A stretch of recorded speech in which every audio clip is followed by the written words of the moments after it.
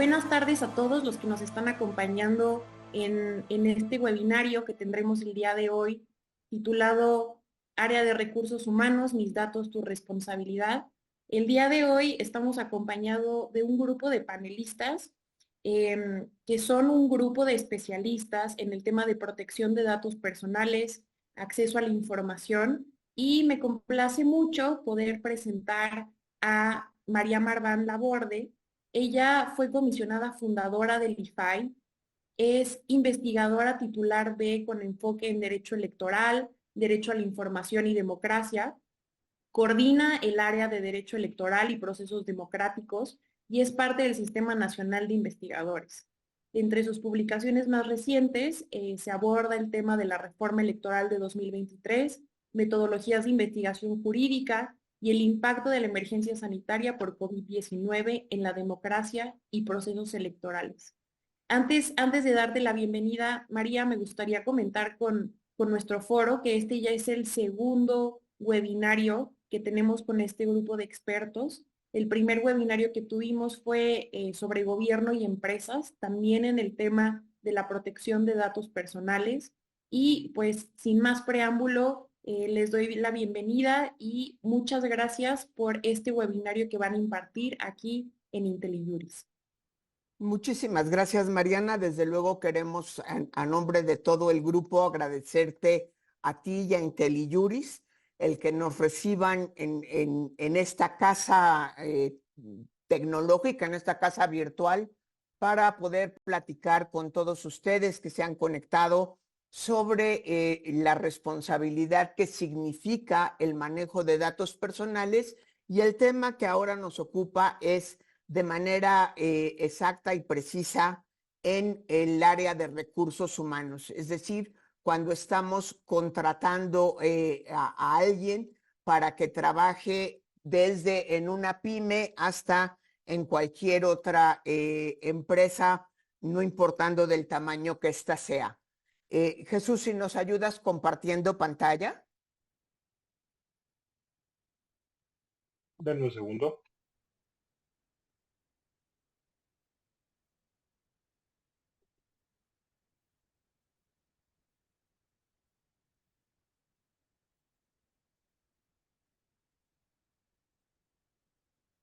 ¿Me avisan si ya se está viendo la pantalla? No, ya, no.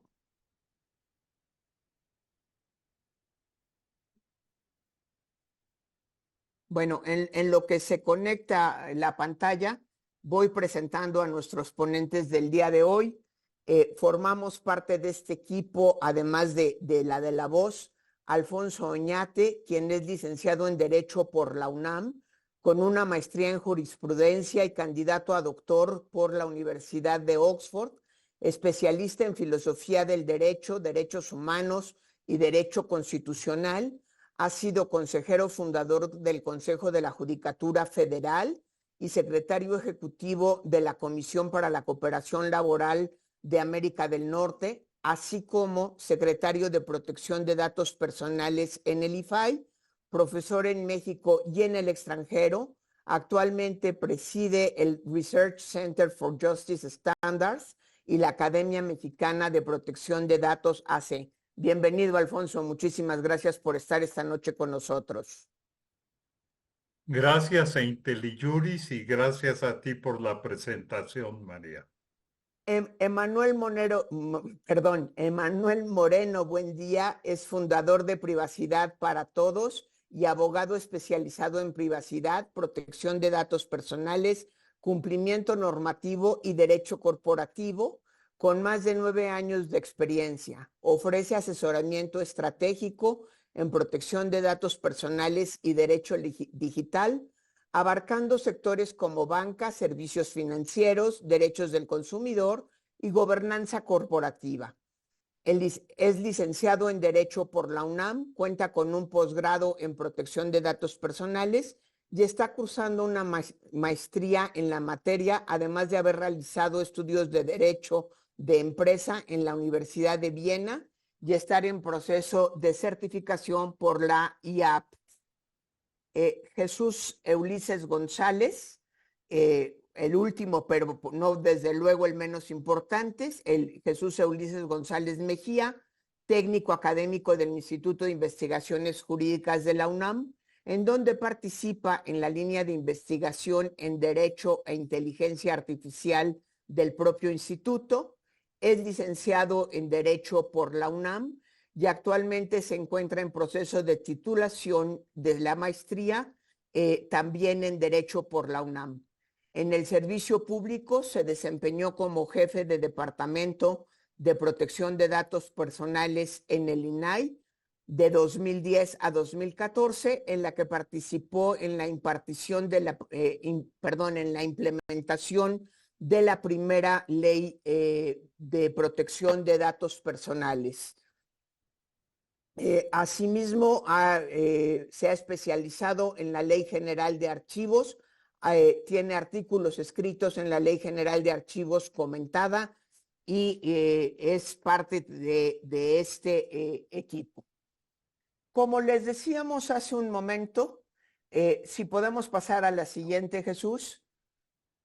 El día de hoy trabajaremos sobre lo que significa la protección de datos personales en todo lo que tiene que ver o todo lo que está relacionado con recursos humanos, tratando de ver una situación global que cubra todas las etapas. Primero, la primera parte estará a cargo de Manuel Moreno Buendía, más allá de la introducción que yo ahora estoy haciendo. Prácticas de reclutamiento y perfilamiento de candidatos. ¿Qué es todo aquello que en ese momento del reclutamiento de recursos humanos tenemos que poner atención para asegurarnos que estamos protegiendo la privacidad de todos aquellos candidatos? Después, Jesús Ulises González Mejía nos hablará sobre el inicio de la relación laboral, los problemas y complicaciones que se pueden tener en ese momento, aquellas buenas prácticas y a lo que tenemos que poner atención. En tercer lugar, Alfonso Oñate Laborde nos hará favor de presentar todo lo que tiene que ver con la administración y gestión de datos durante la vida laboral, es decir, durante la duración, valga la redundancia, del contrato de la persona que hemos empleado hasta llegar al punto de su terminación laboral, que ahí yo entro en la última parte otra vez, en el manejo informativo de la información una vez que estamos terminando la relación laboral con una persona. En todos los casos aquí nos estamos refiriendo a contrataciones personales y no tanto a contratos colectivos de trabajo. Ese sería materia de otro webinario o de otro curso y no precisamente del que hoy vamos a presentar. ¿Me pasas la siguiente, por favor, Jesús?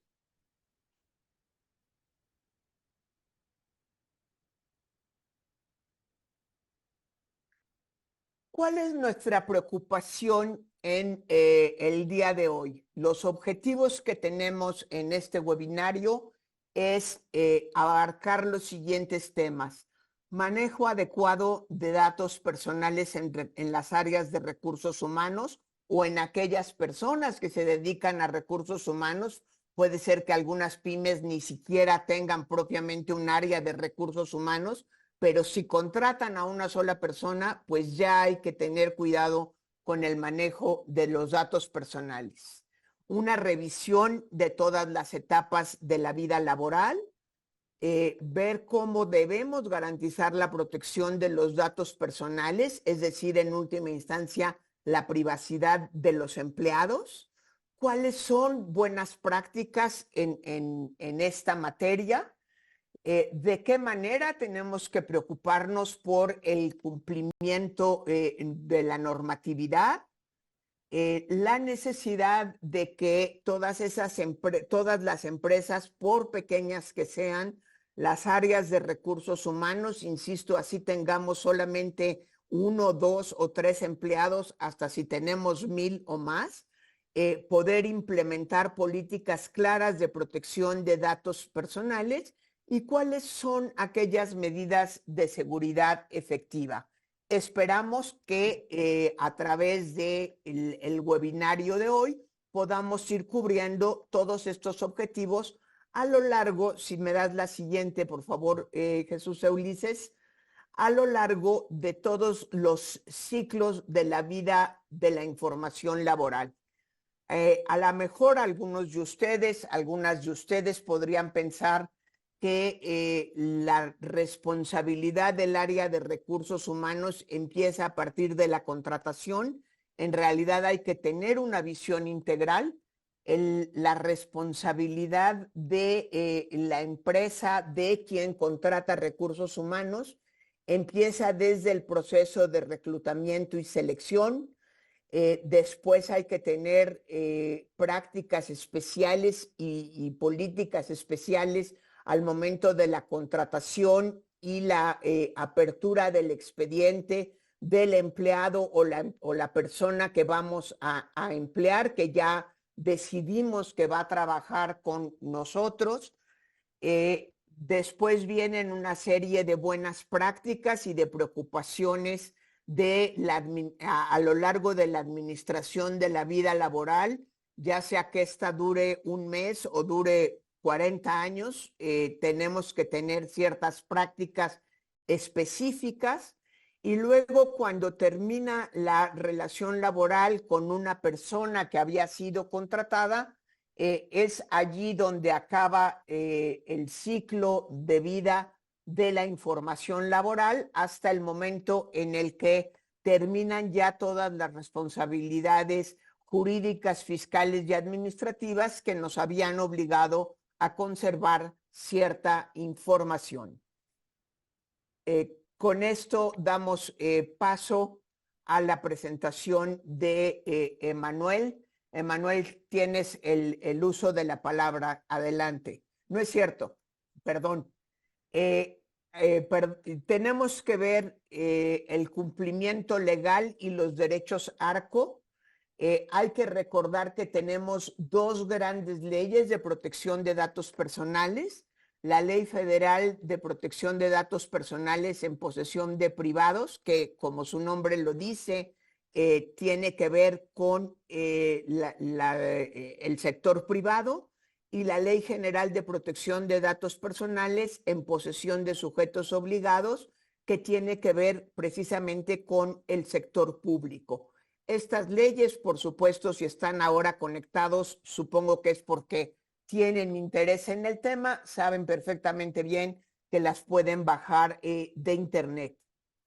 El manejo de datos personales tiene una serie de principios definidos en la Constitución que tienen que ver con el manejo de la información, el consentimiento de la persona que nos da su información, la proporcionalidad de los datos, no pedir ni más ni menos datos de los necesarios, el tener clara siempre la finalidad de para qué pedimos cada uno de los datos, la legalidad, la lealtad, la calidad y la responsabilidad de quienes manejan estos datos personales. Iremos desarrollando estos principios a lo largo de toda la presentación. La última parte de mi presentación, pido una disculpa por el gafe de hace un momento, tiene que ver con el ejercicio de los derechos ARCO.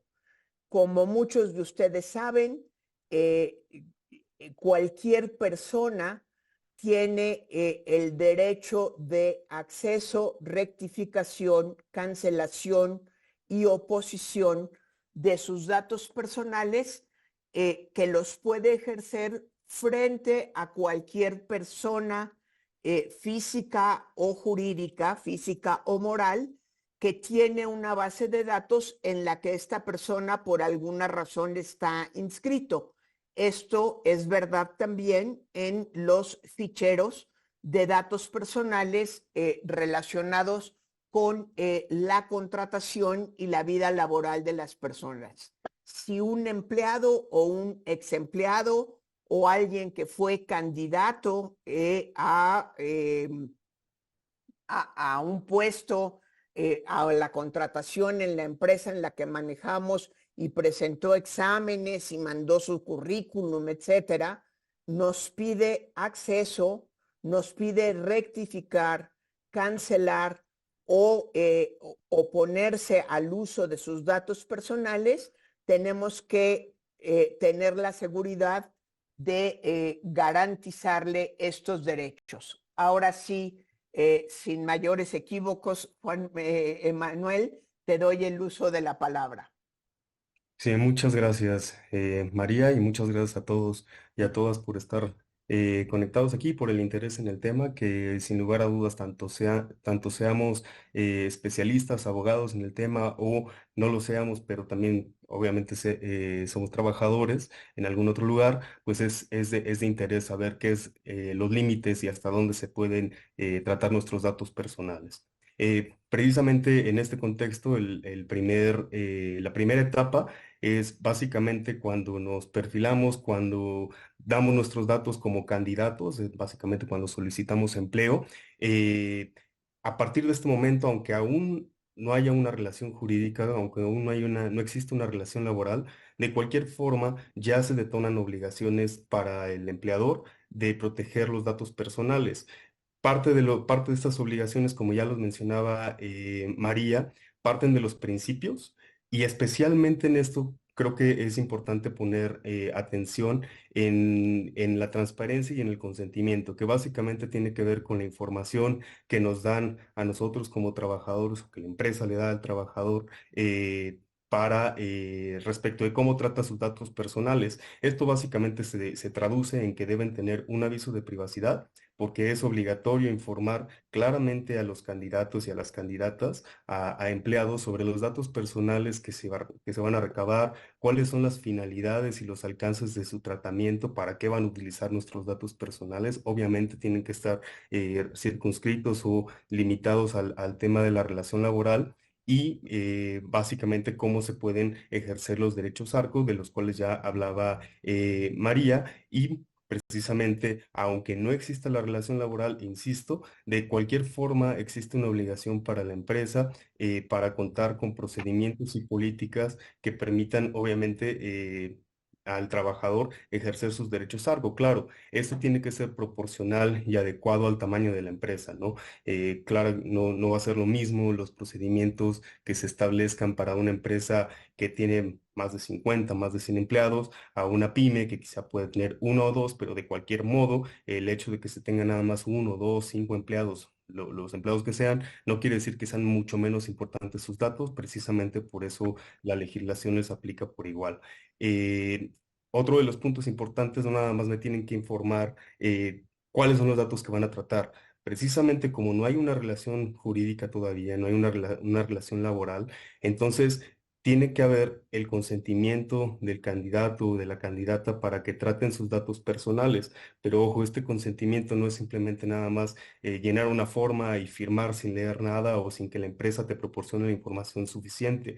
La empresa está obligada a recabar un consentimiento informado y esto se logra, digamos, es preferentemente hacerlo por escrito porque se pueden recabar ciertos datos sensibles y además para que la empresa cuente con elementos de prueba de que efectivamente obtuvo el consentimiento del candidato o de la candidata empleado.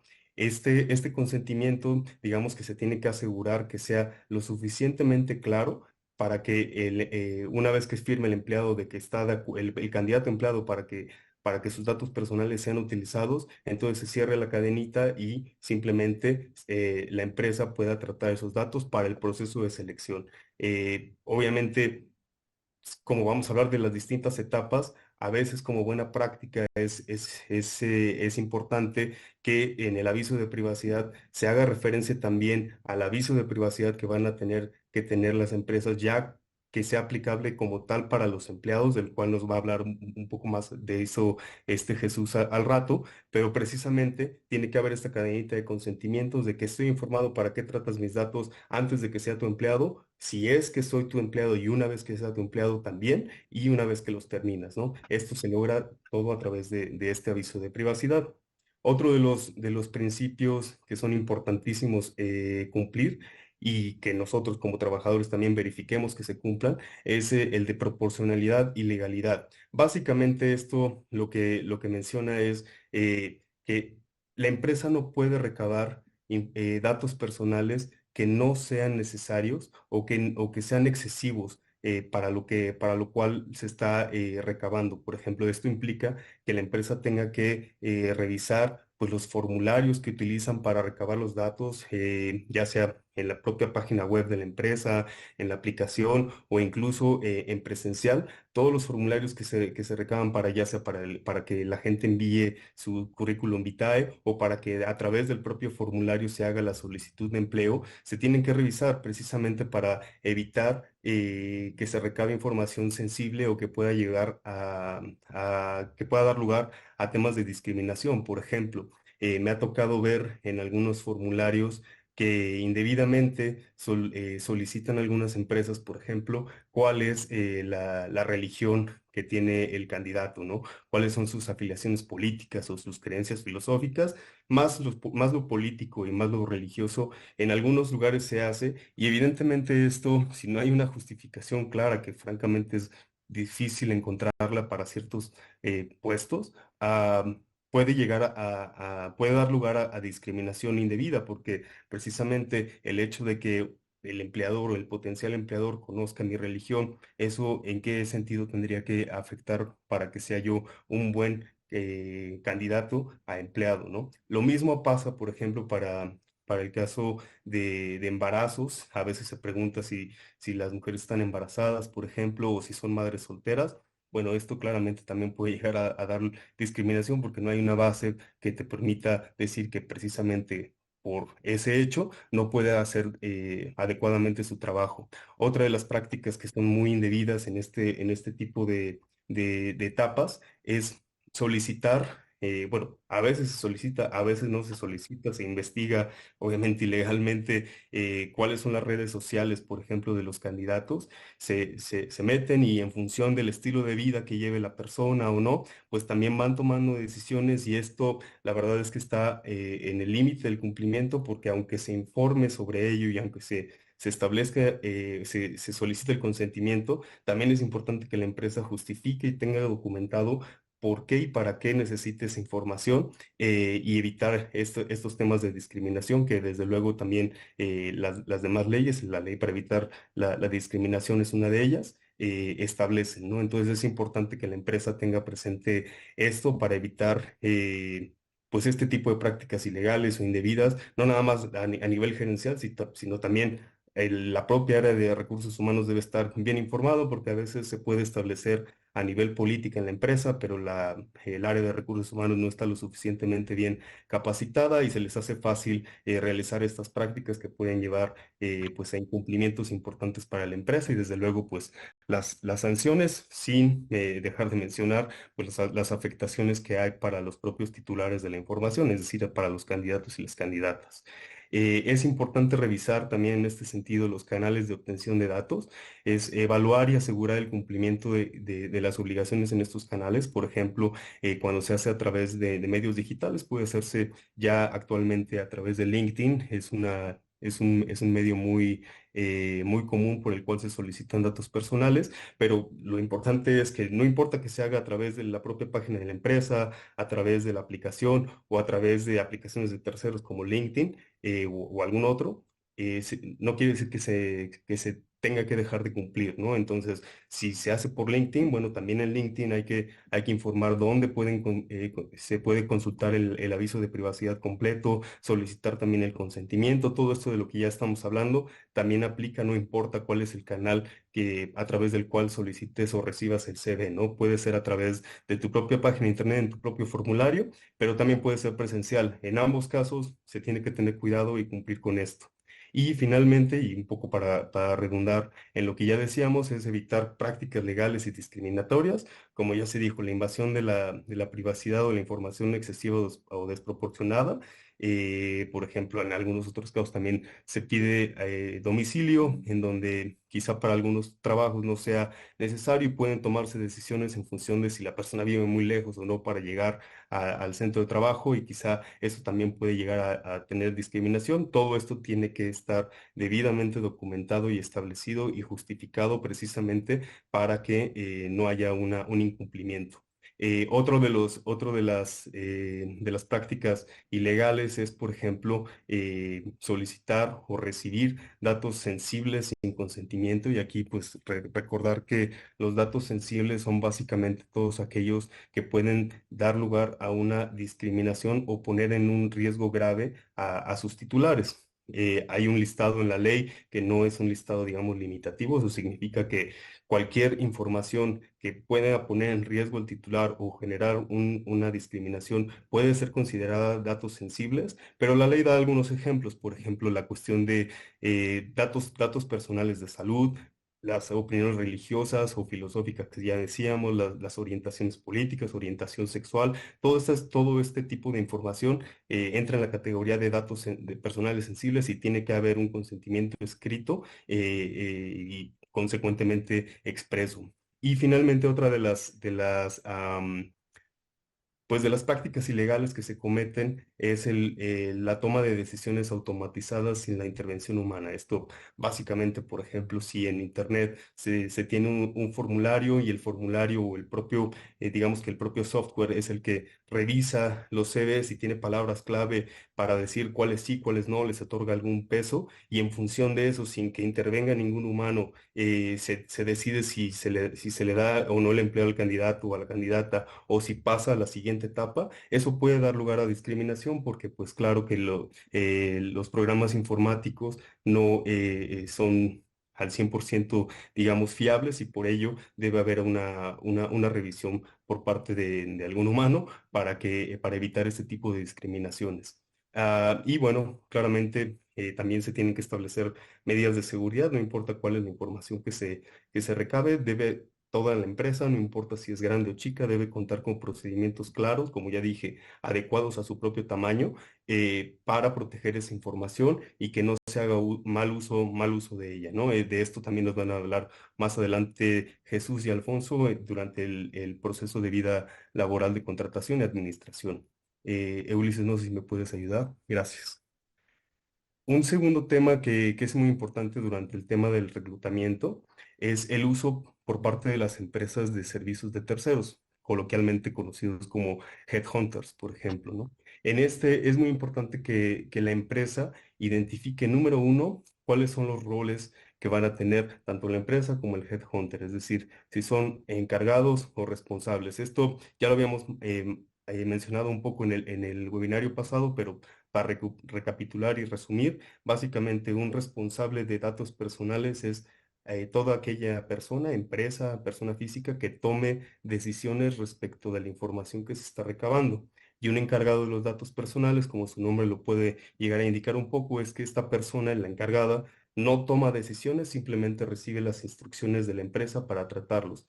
Esto traducido al tema de headhunters, por ejemplo, puede ser que alguna empresa tenga su propio pool de candidatos y de candidatas que conforme a sus propias políticas trata, y simplemente pueda tener algunas relaciones con algunas empresas que le quieren dar servicio, y le dice, mira, pues yo tengo estos candidatos que cumplen con el perfil que tú me estás diciendo y demás. Ahí podríamos estar ante dos responsabilidades: la propia empresa que está pidiendo esa información, por un lado, y los headhunters que están decidiendo sobre los propios datos personales que le va a mandar a la empresa. Y en este caso, digamos que las dos serían responsables, las dos tendrían que tener un aviso de privacidad, obtener el consentimiento y demás. Si por otra parte una empresa simplemente contrata a un headhunter como un proveedor de servicios, por ejemplo, como simplemente un encargado, y le dice, oye, ¿sabes qué? Yo específicamente quiero que nada más para mí vayas y busques estos perfiles y demás, pero tú no puedes tomar decisiones al respecto. simplemente vas a obtener esta información, a buscar en el mercado estos candidatos, me los pasas a mí y yo decido qué hacer con ellos. En este caso estaríamos un poco más hacia la figura del encargado y en ese supuesto solamente la empresa responsable, es decir, la que contrata al headhunter, es quien tendría que cumplir con el tema del aviso de privacidad y consentimiento, lo cual no significa que el headhunter no tenga que cumplir con ningún tipo de obligaciones, ¿no? También tiene que cumplir con las medidas de seguridad y cumplir las instrucciones, ¿no? Esto que estoy diciendo es necesario que se refleje sobre todo en un documento, básicamente pues en un contrato de prestación de servicios, en donde se delimite claramente todas estas responsabilidades para precisamente evitar usos ilegales de la información. Esto incluye lo mismo, las medidas de seguridad que ya mencionábamos.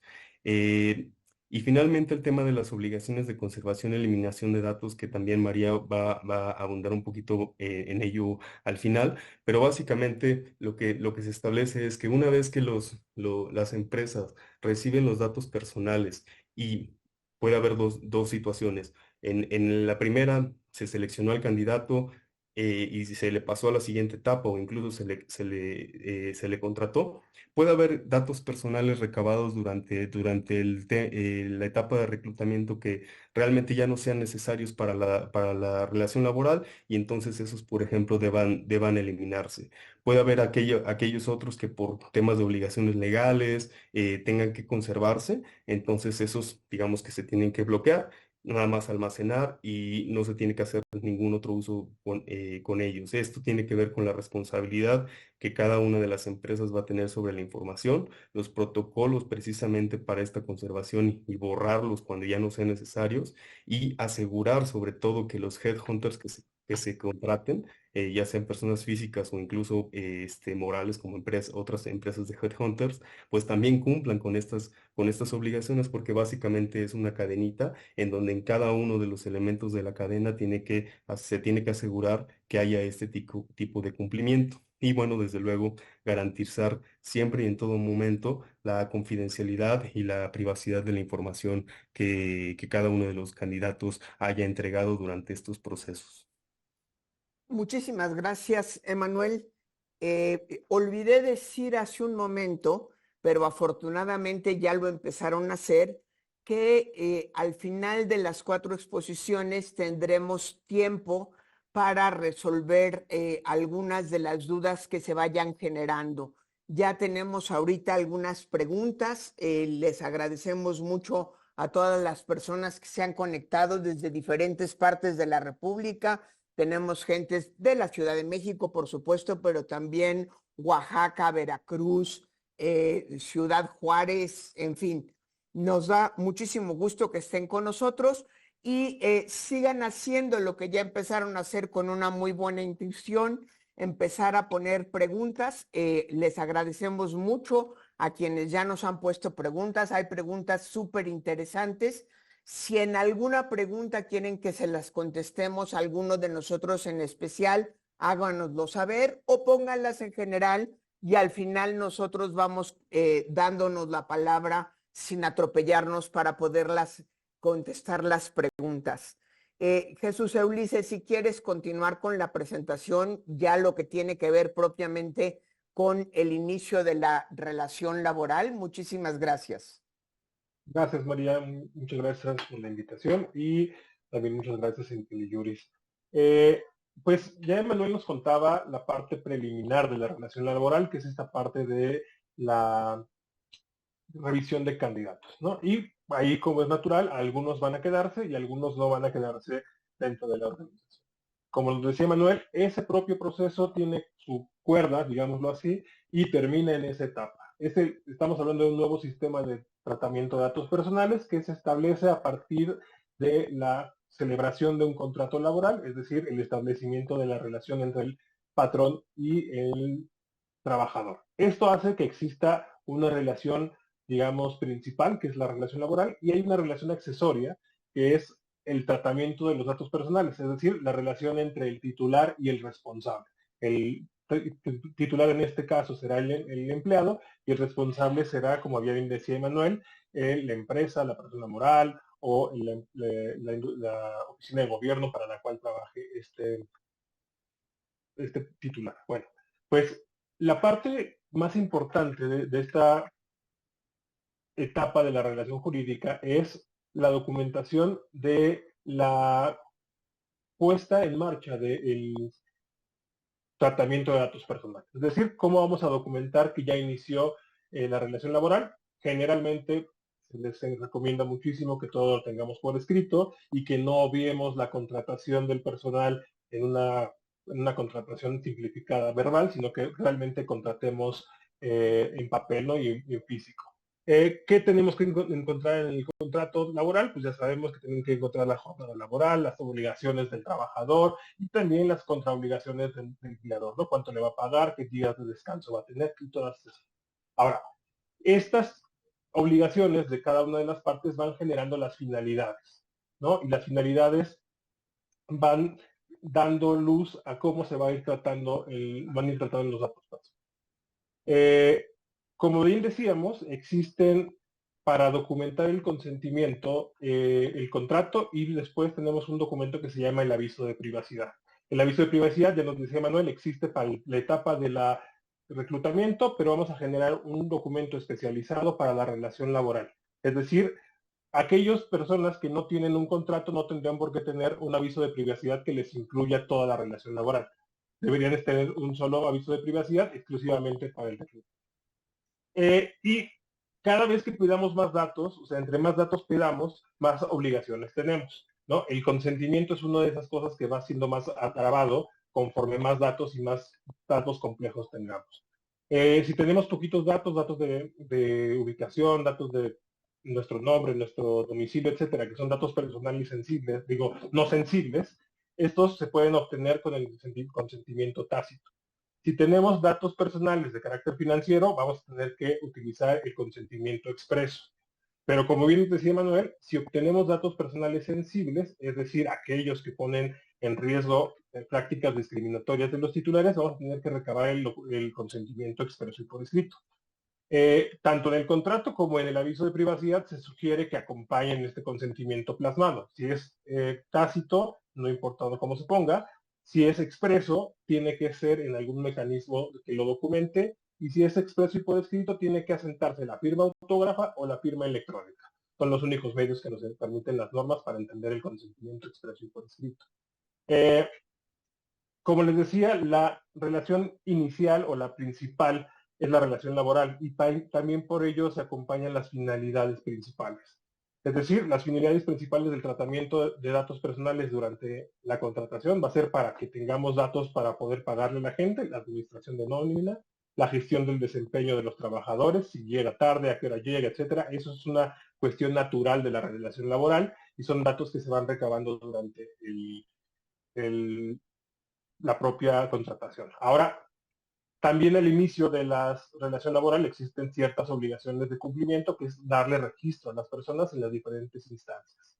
Esas son también finalidades principales que tenemos que tener. Hay otras que son finalidades accesorias que podemos entender como la prestación de otras, la obtención de otras prestaciones, como puede ser una tarjeta de vales, la obtención de encuestas de satisfacción laboral, etcétera, ¿no? Todas estas finalidades que no son propiamente para dar cuenta de alguna obligación del contrato laboral, pero se llevan a cabo en la relación día a día con el trabajador. Es más, si hacen una rifa para una comida de fin de año, ese tratamiento de datos personales es una finalidad accesoria porque no tiene mucho que ver con las obligaciones del día a día del patrón y del trabajo.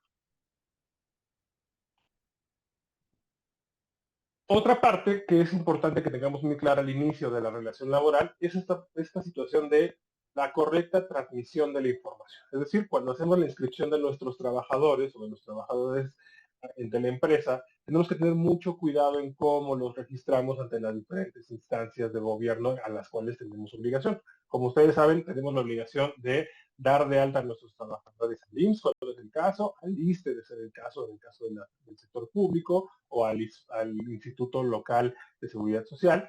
También tenemos obligaciones de carácter fiscal en Hacienda, por ejemplo, y existirán algunas otras que nos requieren que nosotros como patrones, como intermediarios, hagamos del conocimiento de las autoridades cierta información de nuestros trabajadores para el cumplimiento de las normativas laborales, de seguridad social, de quizá inclusive de protección civil, etcétera. Tenemos a veces algunas obligaciones para darle información a las autoridades. Y necesitamos comunicarle la finalidad de estas transferencias al personal para que no le salga, digamos, no sea desconocido para él hacia dónde van sus datos y que podamos tener el consentimiento de estas transferencias cuando es necesario. Lo que es muy importante recordarles aquí es que no solamente esta transferencia de datos tiene que ver con la inscripción a derechos de seguridad social, sino que al mismo tiempo van generando o pueden generar problemas de homonimias, de dobles registros que le van a complicar la vida a los trabajadores al final de en el ahorro para su retiro o inclusive para el ahorro de su pensión. Entonces, la idea de simplificar, reducir el número de datos, pero tenerlos con la mejor corrección posible, creo que es las prácticas mejores que les podemos dar en esta parte. Yo me quedaría por acá, María, para luego seguir abordando alguna de las preguntas que nos puedan dar los participantes. Perfecto, muchísimas gracias. Siguen llegando las preguntas, las agradecemos mucho. Como les decíamos, al final vamos a darles respuesta. Esperemos que a todas ellas. Alfonso, tienes el uso de la palabra. Muchas gracias, María. Quisiera yo retomar algunas de las cosas que ya se han dicho para que podamos situarnos en cuál es la gestión sobre la vida documental de un trabajador una vez que ingresa a una empresa o a una dependencia gubernamental. Para esto retomaría yo algo que venía en una de las láminas anteriores, que era las dos columnas que sostienen la protección de datos personales independientemente del ámbito en el cual se dan estas.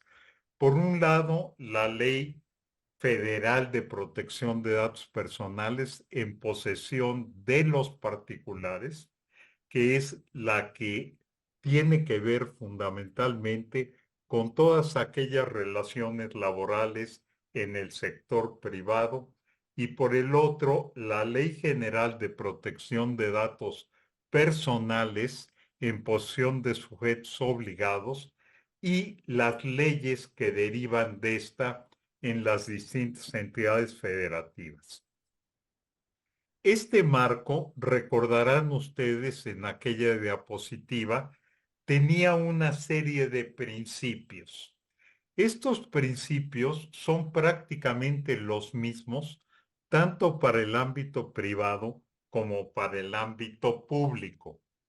Y uno de los problemas que entraña la responsabilidad en el manejo de los datos personales es que, a diferencia de otros cuerpos jurídicos, en donde vienen las normas estableciendo cuáles son las conductas debidas o las conductas prohibidas, aquí la responsabilidad para el patrón, para el empleador, para aquel que recabó los datos, es aplicar precisamente los principios y tratar de que todas sus actividades estén orientadas precisamente a conseguir esas finalidades. Los principios no marcan conductas específicas, sino que marcan la responsabilidad que tiene aquel que ha recabado los datos. Y esta responsabilidad es, por una parte, necesario que se haga transparente, en primer lugar, a los empleados, para qué se les están solicitando los datos, cuál es la finalidad que tienen, pero también para poder rendir cuentas ante la autoridad eventualmente. Y en materia laboral, probablemente muchos de ustedes lo saben, es muy frecuente el tener inspectores, es muy frecuente el que se hagan requerimientos de información. Esto nos sitúa ante una de las necesidades que no siempre se ven colmadas en el medio laboral mexicano. Esta necesidad es precisamente la de documentar la vida laboral de un trabajador. Muchas veces se piensa que una vez que se ha firmado el contrato individual de trabajo, ha cesado la obligación de seguir conservando, de seguir preservando y de seguir acumulando datos. Me van a decir ustedes, ¿y para qué el empleador acumula más datos?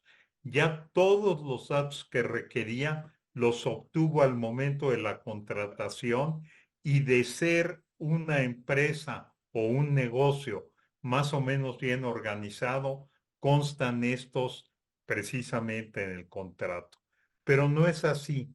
Hay lo que se llaman las incidencias laborales, permisos, vacaciones, solicitudes, cambio de beneficiarios en los documentos para las prestaciones sociales, cambio de sueldos, cambios de adscripción. Con las nuevas tecnologías ha sido una situación bastante recurrente que algunos oficios o algunos desempeños se han visto suprimidos o se han visto hechos a un lado. Pensemos en el caso de los mensajeros. Hoy día los negocios es muy poco que utilizan a los mensajeros. Y muchos negocios, muchas empresas han tenido la capacidad y el ingenio de proporcionarle la posibilidad a estos trabajadores de ocuparse en otras áreas. Pero si no se documenta esto, va a tener un problema tarde que temprano el empleador, porque en el contrato las obligaciones que tenía aquel mensajero resulta que lleva años que no las realiza y ahora se dedica a labores de limpieza, por decir algo.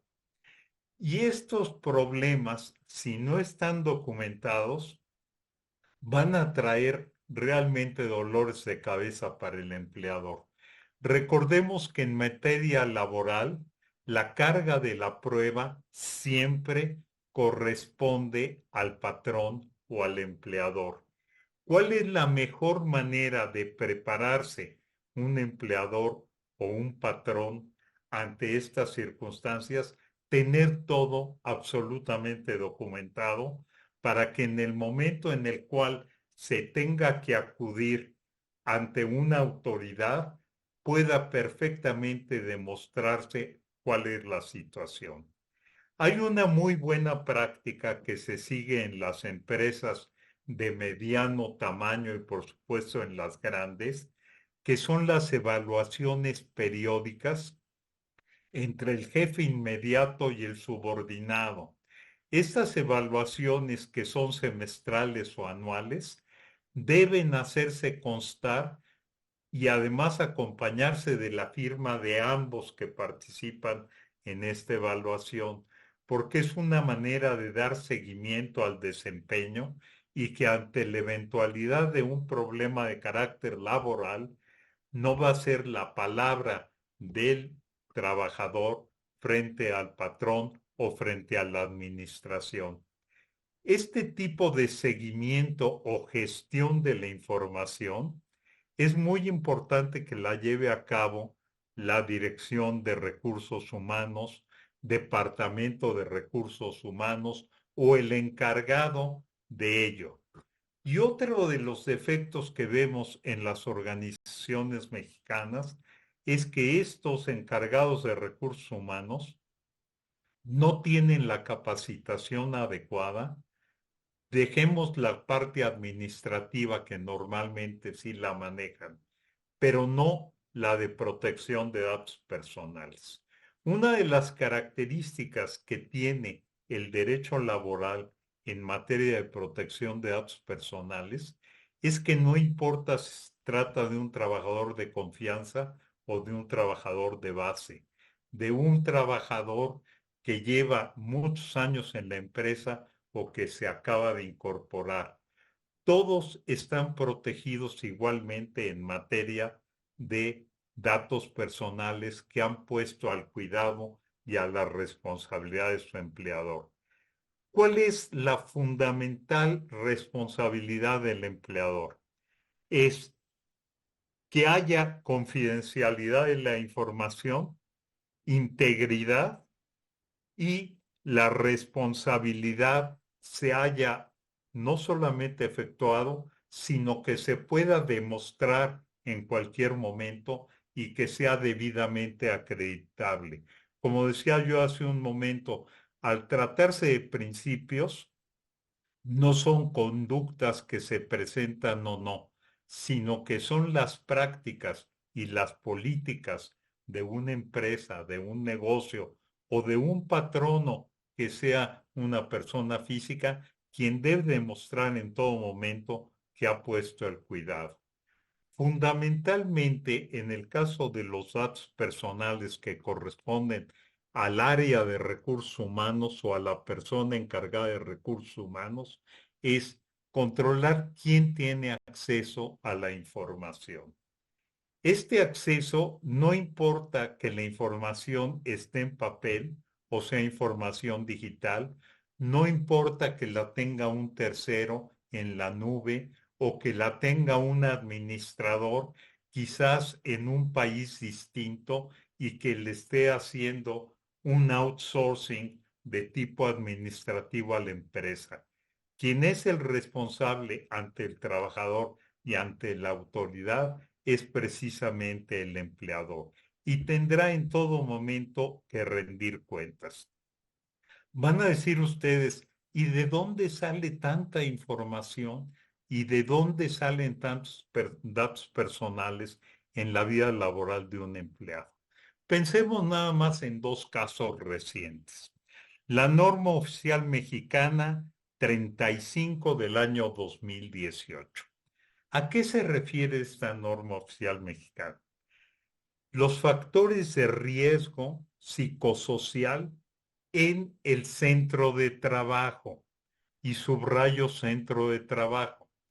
No se refiere ni siquiera a una empresa, ni siquiera a un negocio, sino que una empresa que tiene, pensemos, 1,500 centros de trabajo, por cada centro de trabajo tiene que realizar una serie de protocolos en una de las materias más delicadas y por supuesto sensibles, que es la salud psicosocial.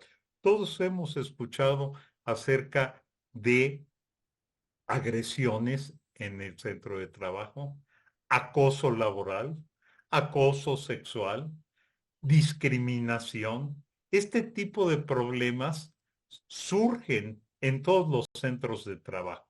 No hay uno solo que esté exento, pero se tienen que documentar y una de las cosas que hace la norma oficial mexicana es señalar precisamente cómo se recaba esta información.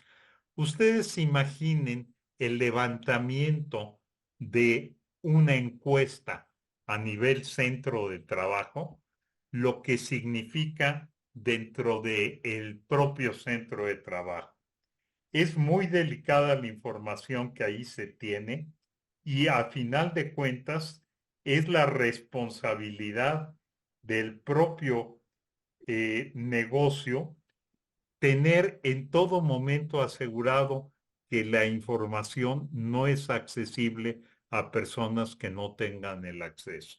Sea este un acceso material cuando está en papel de información, sea distante y digital, con claves adecuadas, con protocolos adecuados y saber quién autoriza qué información se puede consultar.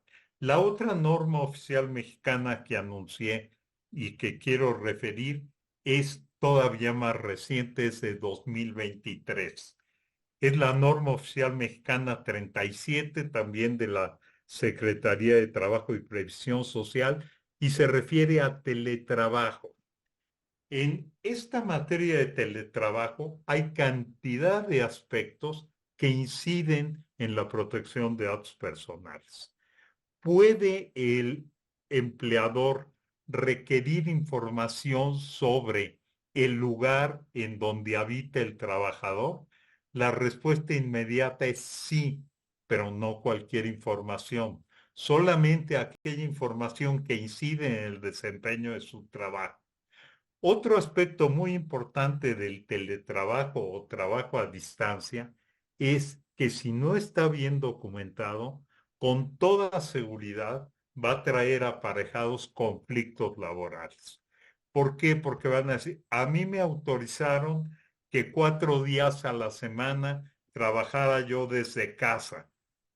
¿Quién te autorizó? Pues no me acuerdo, pero era el que era mi jefe en aquel momento, que no estaba mi jefe formal, pero que me dio permiso. No sé cómo se llamaba, era una chaparrita, muy simpática, por cierto. Bueno, eso no puede ser un medio de prueba. Pero recordemos lo que decía yo antes, en materia laboral la carga de la prueba corresponde siempre al empleador. ¿Cómo lo va a desvirtuar el empleador si no se tiene debidamente documentado ese permiso o autorización, que el único que dice que la tuvo es precisamente el empleador? Entonces, primer punto es, hay que documentar. Segundo, toda esa información que contiene datos personales, muchos de ellos sensibles, hay que tenerlos adecuadamente guardados para dos propósitos: para tenerlos a mano en el caso de un conflicto, para podérselo enseñar al empleado o al trabajador, y para poder responder ante la autoridad. Estas secuencias de informaciones que se van integrando al propio expediente de personal, por supuesto que, como cualquier dato personal, está sujeto al ejercicio de derechos ARCO por parte del trabajador. Me pueden decir ustedes, ¿y por qué recurre a los derechos ARCO si él tiene vías laborales? Sí, pero a lo mejor por una estrategia o por desconocimiento prefiere acudir a un derecho de acceso porque él desea saber qué es lo que está en su expediente personal. Entonces, estos datos personales en cualquier institución pública o en cualquier negocio o empresa deben de estar perfectamente ordenados, accesibles en cualquier momento, tanto para el propio Departamento de Recursos Humanos como para la organización misma, como para el propio empleado que puede requerir esta información. Más adelante vamos a tener ocasión de contrastar algunas de las ideas que hemos estado exponiendo, pero además esperemos que tengan también preguntas ustedes, porque cada empresa, cada negocio tiene sus particularidades. Y si bien es cierto, el marco normativo es común a todos, no lo es las condiciones específicas. Pensemos, por ejemplo, en el sector público. Todo lo que tiene que ver con transparencia es algo que no existe en el sector privado, y que es documentos, pensemos simple y sencillamente, declaraciones patrimoniales. Pensemos en currículum vitae, pensemos en una serie de obligaciones de transparencia que tiene necesidad de resguardar cualquier institución. Otro de los problemas que ha surgido recientemente a raíz de la tecnología es la videovigilancia al interior de los centros de trabajo. Todo esto requiere una serie de protocolos y una serie de reglas internas y acumulación de información con datos personales. Pensemos en las videograbaciones. Hasta aquí dejaría yo esta primera intervención y luego más adelante continuaríamos. Muchísimas gracias, Alfonso. Vamos, como van viendo aquí, cerrando el ciclo laboral y abordando las complejidades de cada una de las etapas. Si vemos ahora la última parte, digamos, ¿qué responsabilidades tenemos como empleadores cuando se termina una relación laboral? Ya bien sea que esta se haya terminado, ahora sí que permítanmelo decir así de manera muy coloquial, por las buenas o por las malas. No es nada más cuestión de prever la posibilidad de un conflicto laboral o de otra índole, sino de las responsabilidades que tenemos propiamente con toda la información que recabamos de aquellas personas que han sido nuestras empleadas. Tenemos que pensar por cuánto tiempo, diría yo, es prudente, pero sobre todo es legal, conservar los documentos y los datos laborales que tenemos de las diferentes personas que han trabajado con nosotros, ¿sí? Recordemos que tenemos plazos fiscales, plazos laborales, plazos administrativos, algunos documentos. La ley nos establece claramente que se pueden desechar o destruir, y ahorita vamos a hablar de desechar, destruir, borrar, sacar del archivo, desechar o destruir en un año. Otros de carácter fiscal tendrían que tener una duración de 5 años y algunas otras leyes establecen plazos inclusive más largos. Lo primero que tenemos que tener como responsables de los archiveros de contratos y de los archivos de datos personales es qué tipo de información caduca en qué tiempo después de que termina la relación laboral. Y eso lo vamos a saber, como ya bien decía Alfonso y Jesús Ulises, si tenemos claridad de nuestras responsabilidades y tenemos un buen proceso de capacitación de los responsables en nuestra empresa de los datos personales. Después pasamos a lo que llamamos borrado seguro de datos una vez cumplido el periodo de conservación. Aquí hay que tomar en cuenta dos escenarios. Los archivos electrónicos, uno pensaría que hoy día cualquier empresa, aunque sea muy chiquita, sus archivos son electrónicos. No necesariamente esa es la realidad. También a veces tendemos a tener el archivo electrónico y además una copia impresa en papel, una copia dura, como se suele decir. Y cada una de ellas va a suponer diferentes protocolos. Si tenemos la información subida en la nube, tenemos que tener la tranquilidad y la seguridad como directores o responsables del Departamento de Recursos Humanos, que nadie más puede tener acceso a esa información aun cuando esté en la nube. Es decir, no podemos usar como pretexto, pues qué pena, señora Marván, fíjese que sus datos se hicieron públicos porque estaban en la nube y pues ya no es mi responsabilidad. No, resulta que sí es tu responsabilidad. Una cosa que suele suceder y que de hecho hemos tenido experiencias de ello no solo en México, sino en el mundo. Hay casos reportados de esto claramente en el periódico El País con respecto a España.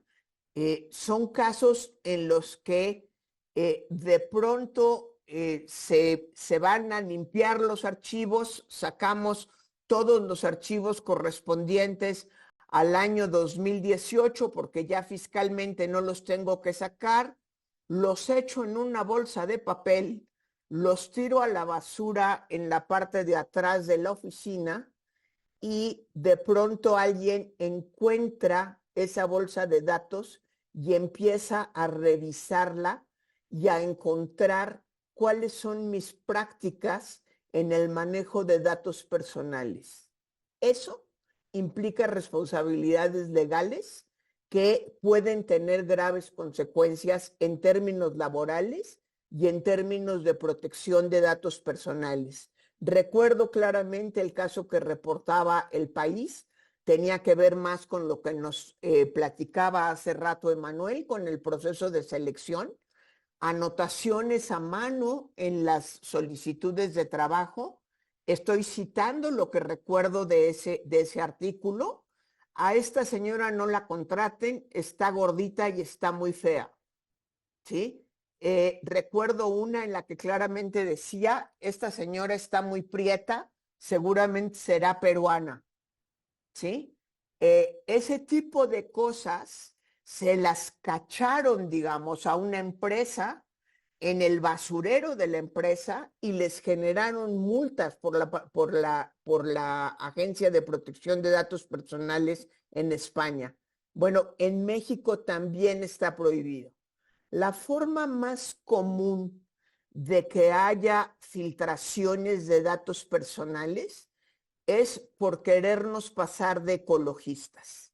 Tomamos todas las hojas del archivo, les quitamos las grapas que tenían, les ponemos una raya roja que cancele, digamos, el frente de la hoja y promovemos inclusive que se use el reverso de la hoja para cualquier otra cosa dentro de la empresa y no nos estamos dando cuenta que allí pueden ir datos personales, como pueden ser datos financieros de algún empleado, hasta su número de cuenta, como puede ser su RFC, su CURP.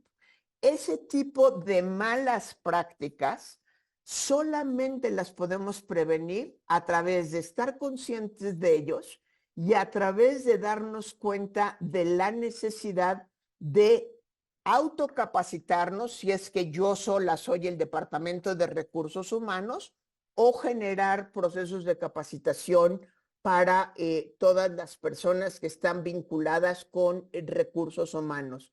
Inclusive recuerden que hablamos hace un momento de tener muy claro quién tiene de los otros empleados, obviamente aquí estamos hablando de una empresa grande, derecho a tener acceso a los archiveros físicos o electrónicos de los expedientes laborales. Si ya tenemos claro que solamente va a ser 3 personas, eso quiere decir que el día que me deshaga yo de esos papeles, solo esas 3 personas pueden tener acceso a esos datos. Y suele ser una muy buena práctica. Ya estamos hablando obviamente de empresas muy grandes, quizá hasta subcontratar empresas que se dedican al desechamiento seguro de archivos. Hay empresas hoy que se especializan en eso, que nos garantizan que yo les voy a dar 1,000, 2,000, 50,000 expedientes laborales y ellos los van a eliminar, digamos, de una manera segura para el medio ambiente, generando reciclado, pero también en términos de protección de datos personales, de tal manera que el papel pase por las trituradoras necesarias para que ni siquiera con ganas de pegar tiritas, y ustedes dirán, ay, eso no existe, sí, sí existe, ni siquiera con ganas de pegar tiritas pueda yo identificar que Juan Pérez fue empleado de la compañía que se dedica a hacer pan de caja y que fue corrido por cualquier razón que ustedes quieran pensar en ella. Entonces, establecer plazos de conservación, borrado seguro y estar seguro de que estar con la certeza de que estamos cumpliendo con los plazos legales. Si podemos ver la siguiente. Ya abordé casi todos los temas del borrado seguro, pero uno de ellos es,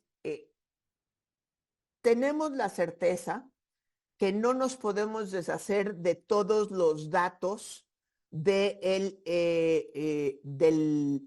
que ha terminado o de la que ha terminado la relación laboral al día siguiente de que se fue. Ya bien sea que esta persona haya renunciado, ya bien sea que haya terminado la relación laboral en malos términos. Lo primero que tenemos que hacer un análisis es cuál es el mínimo de datos que tengo que conservar, por qué y para qué. Y aquí vuelve otra vez un análisis de finalidad. Si no hay un plazo jurídico, un plazo fiscal que me lo exija, seguramente los podemos y los debemos borrar. No solamente los podemos y los debemos borrar. Ya hablé un poco de procesos seguros para la revisión periódica. Hay datos que podemos borrar inclusive si el empleado todavía está trabajando con nosotros o la empleada, pero probablemente hay datos de hace 10 años que ya no necesito. Pongo el ejemplo más bobo, pero como esos podemos tener otro. Si la persona se cambia de domicilio, pues ya no tengo ninguna necesidad de tener su domicilio anterior. Tengo que asegurarme que en mi archivo, sea electrónico o sea en papel, solamente esté la dirección actual en la que vive la persona empleada. Vale la pena revisar estos estándares que nos impone el INAI. Vale la pena, tenemos muchos documentos que están disponibles en el sitio del INAI y allí nos dan buenas prácticas y estándares. Y por último, antes de pasar a la parte de preguntas y respuestas, antes, perdón, Jesús Ulises, si te puedes regresar.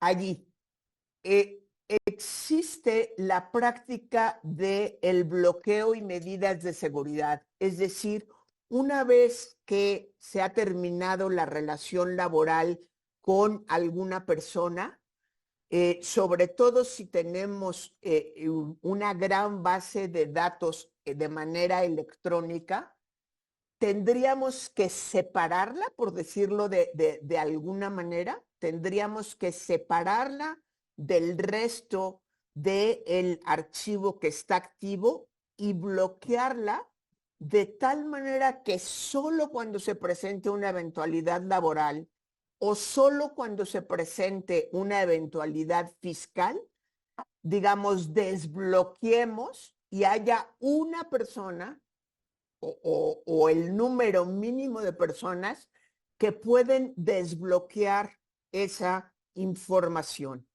¿Sí? Ahora sí, la última. Esta parte a lo mejor muchas veces no pensamos en ella. Ya se fue una persona, se dio de baja, no tuvimos ningún problema ni fiscal ni laboral.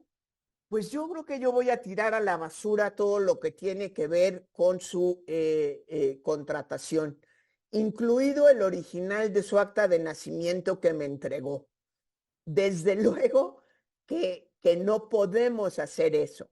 Es decir, tenemos que avisar al ex empleado que la depuración archivística de sus datos personales, va a cerrar el ciclo de su baja laboral, aunque sea años después, y que tiene derecho a pasar a recuperar su acta de nacimiento, si le pedimos su acta de matrimonio por cuestiones de seguro. A veces a lo mejor tenemos inclusive el acta de divorcio y el acta del matrimonio siguiente. Tiene derecho a pasar a recuperar, a pasar a la oficina, a recuperar los originales de esa documentación que tuvimos.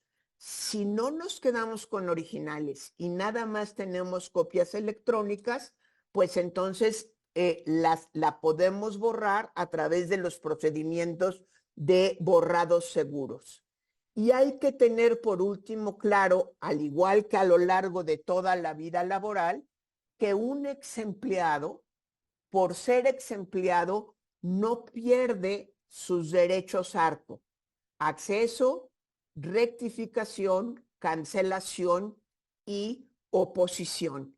Claro que en el tiempo sí se pierden, pero no porque pierdan derecho en los derechos ARCO, sino porque yo ya me aseguré que después de 5 o 10 años de que esta persona dejó de trabajar en la empresa, yo ya no tengo ningún dato de él. Si llega y me toca y me dice, oye, quiero ver mi expediente laboral, oye, quiero ver que me regreses mi acta de nacimiento, yo tendré todo el récord, como bien decía Alfonso, es mi obligación tener el récord. Mira, tú saliste en el año 2024, yo te avisé en el año 2029 que iba yo a cerrar ya todo tu expediente laboral y a de borrar o destruir la documentación que yo tenía. 2034, pues me da mucha pena, pero ya no lo tengo, ¿sí? Entonces, creo que con eso podemos darnos cuenta de cómo hemos visto todas las obligaciones de los responsables de los bases de datos de la persona empleada desde el día que la contratamos hasta años después de que ha dejado de trabajar, para las responsabilidades que tenemos como responsables de recursos humanos. Tenemos muy buena cantidad de preguntas y respuestas. Creo que podríamos ir pasando a ellas. ¿Quién de ustedes quiere irlas leyendo? Alfonso, Emanuel, Jesús. Si quieren, vamos turnándonos para que no les aburramos con la voz a quienes han tenido la amabilidad de estarnos escuchando. ¿Quieres? Te ayudo a leer un par, María, y vamos respondiendo los que quieran participar. Dice, cuando un empleado demanda o se van en malos términos, es común boletinarlo en grupos de WhatsApp entre reclutadores. ¿Cómo se puede evitar o combatir? Esta es buenísima. Sí. Una más, y si quieren, podemos abrir la discusión. ¿Qué sucede con el intercambio de cartera, también en tema de reclutamiento, muy común en el área de recursos humanos? Entonces, si quieren, ¿por qué no, Manuel, nos regalas tu opinión sobre esas dos y vamos bien? Sí, claro que sí, muchas gracias y también gracias por la pregunta. Pues mira, básicamente, primero que nada hay que decir que claramente la práctica del boletinaje a empleados en grupos de WhatsApp o en cualquier otro medio, el que sea, pues es ilegal, desde luego, y muy particularmente desde el punto de protección de datos personales es aún más ilegal si sobre todo los empleados no conocen, bueno, empleados y candidatos a empleados no conocen que existen tales listas, también por ahí en el chat también mencionaban sobre las listas negras. Y pues para eso y para tratar de combatir esto, número uno, es importante, importantísimo que la empresa, no importa cuál sea su tamaño, cuente, como ya se dijo, con temas de capacitación y políticas internas para educar a los empleados sobre la protección de los datos y las consecuencias legales de compartir información personal sin autorización, sin consentimiento y sin cumplir desde luego con la normatividad que ya estuvimos mencionando aquí. Parte de eso, o sea, puede alcanzar desde sanciones tanto para la empresa como para la persona física que lo está realizando, como también en algunos otros casos, por ejemplo, cuando está implicados temas de ventas, incluso de ventas de bases de datos o de este tipo de listas negras, pues puede llegar a ser delito. Entonces es importantísimo que estén bien capacitados y que entiendan que esto no es una cosa pues que no requiere formalidad, ¿no? También aquí en el chat me llamó mucho la atención que comentaron que es un reto muy grande para un país como el nuestro, en donde pues gran parte de las empresas se encuentran en la informalidad y este tipo de prácticas ocurren. Entonces, también como nosotros como empleados, como trabajadores, tenemos que saber sobre nuestros derechos que hay al respecto. Cuando se tenga conocimiento de ello, pues presentar las denuncias correspondientes ante el INAI, por ejemplo, seguir también hacernos conscientes de los derechos que tenemos para ello y para exigirlo. Obviamente también es muy importante para la empresa el tema de la supervisión y de las sanciones, es decir, no basta con que tengas la política escrita y que te la firme algún empleado, si se va a convertir en letra muerta, por ejemplo, ¿no? Es importante que la empresa, que a nivel dirección, sobre todo de recursos humanos, quien esté a la cabeza de ello, esté debidamente preparada y que sepa cuáles son estas prácticas que se están realizando al interior y evitarlas a todo lugar, ¿no? La segunda tiene que ver con, perdóname, ¿me repite la segunda pregunta, Ulises, por favor?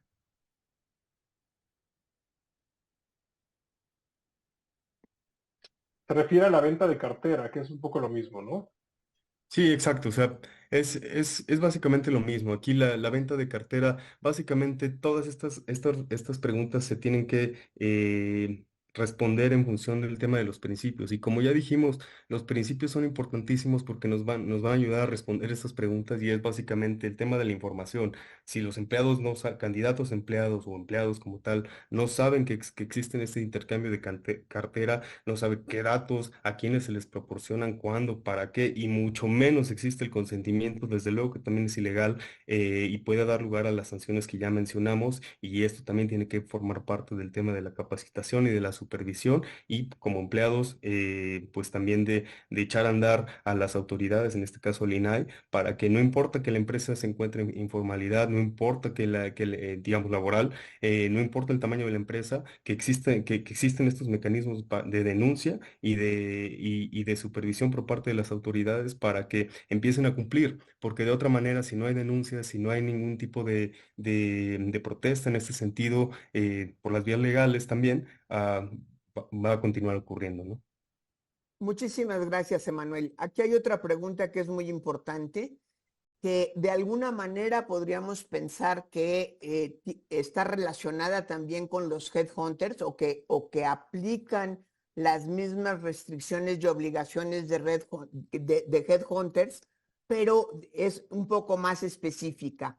¿Qué responsabilidad tiene un tercero que maneja datos de empleados? Por ejemplo, una firma contable que procesa la contabilidad y el cálculo de pago de impuestos relacionados con la nómina y el pago de la misma. No sé si Alfonso quisieras contestar o Jesús. Jesús, adelante. Bueno, ahí un poco tiene que tener claro el rol del responsable y el encargado.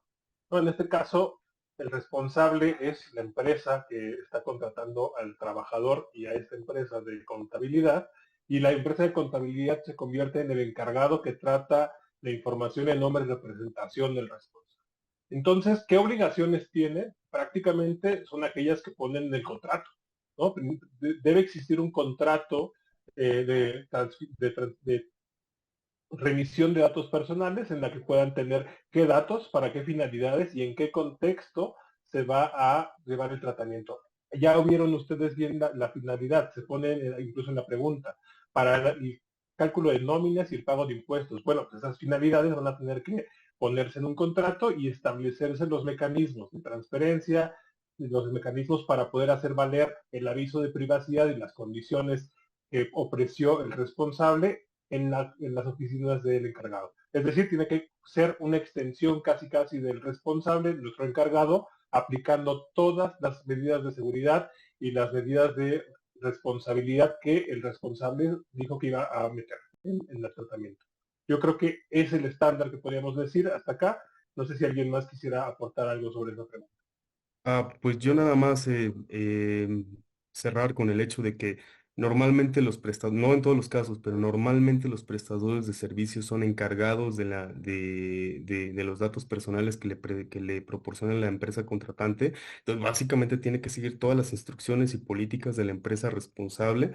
Como ya lo dijo Jesús, nada más recalcar eso, que si es un encargado de datos, tiene que estar sujeto a las instrucciones, cumplirlas en todo caso y no puede hacer otra cosa con la información para la cual se le fue proporcionado.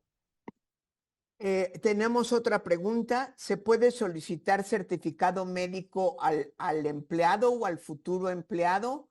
A ver, Alfonso, te escuchamos y con esto yo creo que vamos cerrando porque aunque no lo crean, nos quedan nada más 5 minutos. Entonces, adelante, Alfonso. Sí, por supuesto que se puede solicitar.